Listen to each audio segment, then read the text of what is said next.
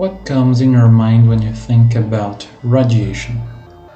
Probably bad things like the Chernobyl disaster in Ukraine in 1986 due to a flawed reactor design that was operated with non-adequate trained personnel. But today, we're gonna show the good side of radiation, more specifically, food irradiation. Before starting discussing food radiation, let's briefly consider the electromagnetic spectrum.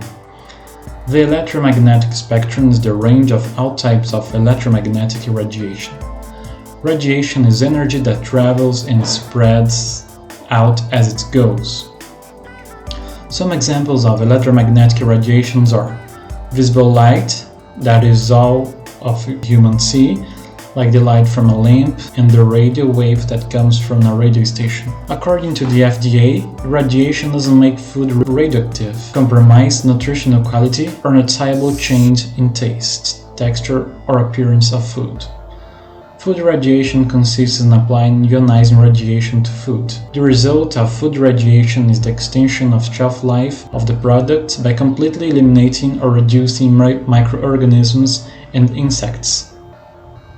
Food irradiation is used to prevent foodborne illness by effectively eliminating microorganisms like Salmonella and Escherichia coli, preservation of food by destroying or inactivating organisms that cause the spoilage and decomposition, thus extending the shelf life, control of insects in or on fruits that come from different locations, and it will also require less pest control practice that could harm the fruit. Delay of sprouting and ripening because it inhibits sprouting. Sterilization of food for patients with severely impaired immune systems, such as patients with AIDS or undergoing chemotherapy.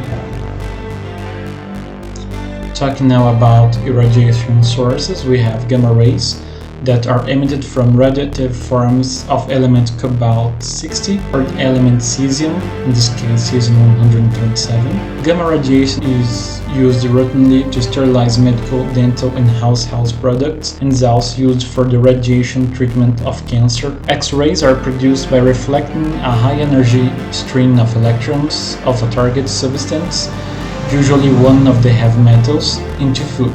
Electrobeam or E-beam is similar to X-rays and is a stream of high-energy electrons propelled from an electron accelerator into food.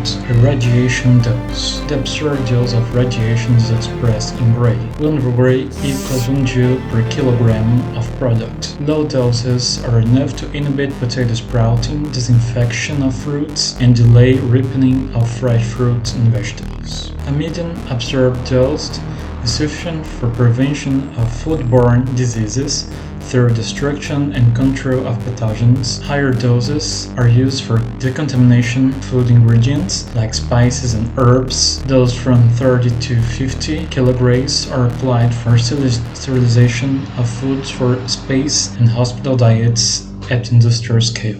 Nutritional properties.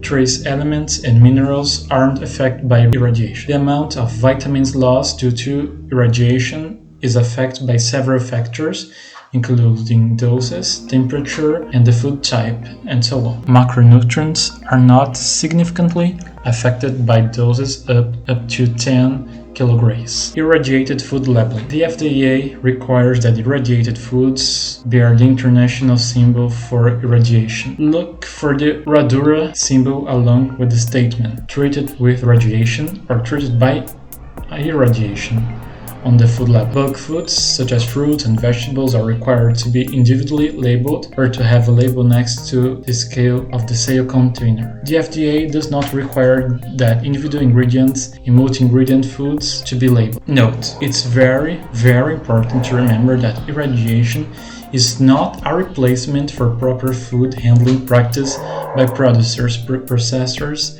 and consumers. Irradiated foods need to be stored, handled, and cooked in the same way as non-irradiated foods because they could still become contaminated with disease-causing organisms after irradiation if the rules of basic food safety are not followed.